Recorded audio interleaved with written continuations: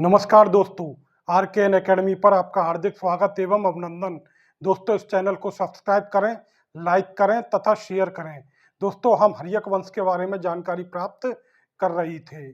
दोस्तों, हर्यक वंश के अंतर्गत हमने बिंबिसार तथा अजातशत्रु के बारे में जानकारी प्राप्त की। अब हम अजातशत्रु के उत्तराधिकारियों के बारे में देख लेते हैं। दोस्तों, अजातशत्रु के उत्तराधिकारियों के बारे में दो मत सामने आते हैं। एक तो बौद्ध स्रोतों के अनुसार, एक पुराणों के अनुसार। तो बौद्ध स्रोतों के अनुसार 4 शासकों ने शासन किया अजातशत्रु के बाद। कौन कौन से थे? उदयभद्र, अनिरुद्ध, मुंडा और नागदशक। दोस्तों, चारों ही शासक पितृहंता थे और बौद्ध स्रोतों के अनुसार उन्होंने लगभग 56 वर्ष तक शासन किया। इन्होंने कितने वर्ष तक शासन किया? 56 वर्षों तक शासन किया। किस पर शासन किया? मगध पर शासन किया। दिव्यावदान में बिंबिसार वंश के राजाओं की सूची में दर्शक का नाम नहीं है। दिव्यावदान में क्या है? बिंबिसार वंश के जो उत्तराधिकारी हैं या राजा हैं, वंश के बिंबिसार वंश के राजा हैं, उनकी सूची दी गई है। उसमें किसका नाम नहीं मिलता? दर्शक का नाम नहीं मिलता। दिव्यावदान में किसका नाम नहीं मिलता? दर्शक का नाम नहीं मिलता। कथा कोश और परिशिष्ट पर्वन। कथा कोश एवं परिशिष्ट पर्वन क्या है? जैन स्रोत हैं। उनके अनुसार अजातशत्रु का उत्तराधिकारी कौन था? उदयन था। जैन स्रोतों कथा कोश एवं परिशिष्ट पर्वन में अजातशत्रु के उत्तराधिकारी का नाम क्या दे रखा है? उदयन। पुराणों में अजातशत्रु का उत्तराधिकारी का नाम दर्शक मिलता है। पुराणों में अजातशत्रु के उत्तराधिकारी का नाम क्या मिलता है? दर्शक मिलता है। और जिसका अस्तित्व किससे प्रमाणित होता है? भास की स्वप्नवास दत्ता से प्रमाणित होता है। यह एक नाटक है, संस्कृत भाषा का नाटक है, स्वप्नवास दत्ता, जो किसने लिखा है? भास ने लिखा है। और दर्शक मगध का शासक था और उदयन के समकालीन बताया गया है। नागदशक का नाम दर्शक मिलता है। पुराणों में नागदशक का नाम क्या मिलता है? दर्शक मिलता है।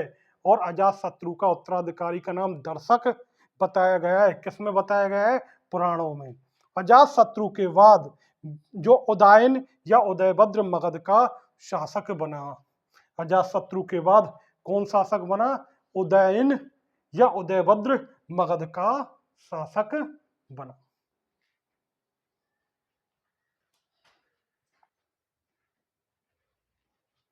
दोस्तों, अजातशत्रु के बाद कौन शासक बना मगध का? उदयन या उदयभद्र शासक बना। दोस्तों, उदयन ने 460 ईस्वी पूर्व से 444 ईस्वी पूर्व तक शासन किया। जैन स्रोत कथा कोश व परिशिष्ट पर्वन के अनुसार जो उदयन था वह अजातशत्रु व पद्मावती का पुत्र था। इसके पिता का नाम अजातशत्रु था तथा माता का नाम पद्मावती था। बौद्ध स्रोत पितृहंता कहते हैं। क्यों कहते हैं? कि यह अपने पिता की हत्या कर शासक बना, ऐसा बौद्ध स्रोत कह रहे हैं। बौद्ध स्रोत क्या कह रहे हैं? कि ये पिता की हत्या कर शासक बना, इसलिए इसे पितृहंता कहते हैं। जबकि जैन स्रोत परिशिष्ट पर्वन के अनुसार इसे पितृभक्त कहा गया है। गार्गी संहिता इसे धर्मात्मा कहती है। गार्गी संहिता इसे धर्मात्मा कहती है, जबकि बौद्ध स्रोत इसे पितृहंता कहते हैं और जैन स्रोत पितृभक्त कहते हैं। अपने पिता के समय यह चंपा का उपराजा था। अपने पिता के समय यह क्या था? चंपा का उपराजा था। परिशिष्ट पर्वन गार्गी संहिता व वायु पुराण के अनुसार उदयन के समय की सर्व प्रमुख घटना क्या थी? पाटलिपुत्र नगर का निर्माण। पाटलिपुत्र नगर का निर्माण किसने कराया था? उदयन ने करवाया था। और किस नदी के तट पर करवाया था? गंगा व सोन नदी के तट पर करवाया था। जहां पूर्व में अजातशत्रु ने दुर्ग बनवाया था, वहीं पर पाटलिपुत्र नगर का निर्माण कराया गया। यह किसके अनुसार है? परिशिष्ट पर्वन, गार्गी संहिता व वायु पुराण के अनुसार। चूंकि राजगृह को अवंती से खतरा था। राजगृह को किससे खतरा था? मगध को किससे खतरा था? अवंती से खतरा था।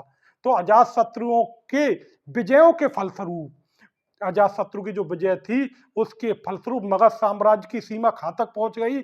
उत्तरी सीमा जो मगध साम्राज्य की जो उत्तरी सीमा थी वह हिमालय की तलहटी तक पहुंच गई।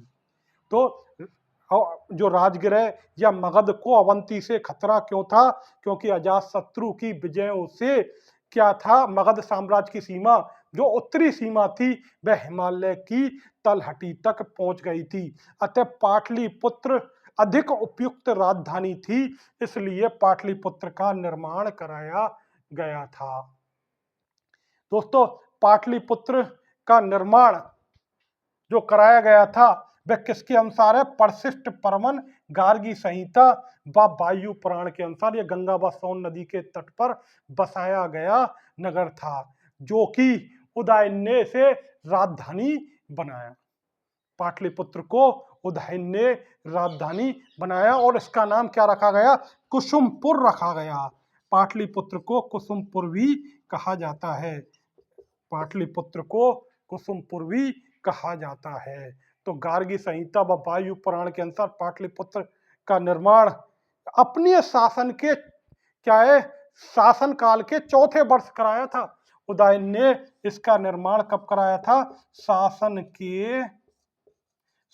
काल के चौथे वर्ष कराया था। पाटलिपुत्र का जो निर्माण कराया था वह शासन काल के चौथे वर्ष कराया था। किसने कराया था? उदयन ने कराया था। और पाटलिपुत्र मगध साम्राज्य के मगध मध्य में स्थित है। यह भी एक कारण था राजधानी बनाने का, क्योंकि पाटलिपुत्र मगध साम्राज्य के मध्य में पड़ता है।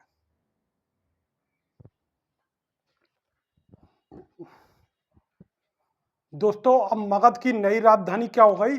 पाटलिपुत्र हो गई। तो उदयन के समय से जो राजधानी थी मगध की वह क्या हो गई? पाटलिपुत्र हो गई। पाटलिपुत्र नगर का निर्माण किसने कराया था? उदयन ने कराया था, गंगा व सोन नदी के किनारे पर। अब उदयन का धर्म देख लेते हैं। उदयन का धर्म, दोस्तों, यह जैन धर्म का अनुयायी था। उदयन किस धर्म का अनुयायी था? जैन धर्म का अनुयायी था। उदयन जैन धर्म का अनुयायी था। उदयन जैन धर्म का अनुयायी था। वह जैनों के जो लिए व्रत रखता था नियमित, वो जैनों के लिए नियमित व्रत रखता था। और कब रखता था? अष्टमी और चतुर्थ तिथि को व्रत रखता था। वह व्रत रखता था, कब रखता था? अष्टमी व चतुर्थ तिथि को व्रत रखता था, जैनों के समान। तो ये उदयन जैन धर्म का अनुयायी था तथा जैनों के व्रत रखता था, और यह नियमित रूप से चतुर्थी व अष्टमी को यह व्रत रखता था। पाटलिपुत्र में जैन चैत्य गृह का निर्माण करवाया था। इसने पाटलिपुत्र में किसका निर्माण करवाया था? पाटलिपुत्र में जैन चैत्य गृह का निर्माण करवाया था।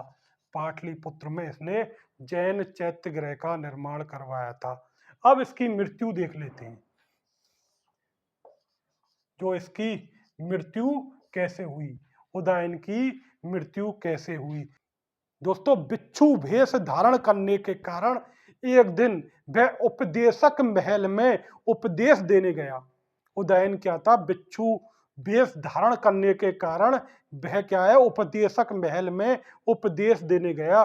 तभी अवंती नरेश पालक द्वारा नियुक्त एक राजकुमार ने इसकी छुरा भोंककर हत्या कर दी। यह क्या है? उपदेशक महल में उपदेश देने गया था, बिच्छू भेष धारण करने के कारण। तो पालक द्वारा, पालक कौन था? अवंती का राजा था, अवंती नरेश था। उसने एक राजकुमार नियुक्त किया और उसने क्या किया? किसकी? उदयन की छुरा भोंककर हत्या कर दी। तो अवंती नरेश पालक द्वारा नियुक्त एक राजकुमार द्वारा उदयन की हत्या कर दी गई। केपी जायसवाल के अनुसार, केपी जायसवाल ने पटना से प्राप्त यक्ष की मूर्ति उदयन की मूर्ति बताया है। पटना से एक यक्ष की मूर्ति मिली है। पटना से एक यक्ष की मूर्ति मिली है जिसे उदयन की मूर्ति बताया गया है। जिसे किसकी मूर्ति बताया गया है? उदयन की मूर्ति बताया गया है। किसने बताया है? केपी जायसवाल ने। किसने बताया है? केपी जायसवाल ने। केपी जायसवाल ने। केपी जायसवाल ने। पटना से एक यक्ष की मूर्ति मिली है जिसे केपी जायसवाल ने उदयन की मूर्ति बताया है। दोस्तों, मगध के हर्यक वंश का अंतिम शासक किसे बताया गया है? नागदशक को बताया गया है।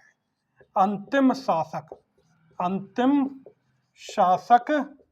नागदशक को बताया गया है। अंतिम शासक नागदशक को बताया गया है, जिसे वहां की जनता ने, यानी मगध की जनता ने शासन से उतारकर और शिशुनाग वंश के शासक शिशुनाग को राजा बना दिया। कहां का राजा बना दिया? मगध का राजा बना दिया।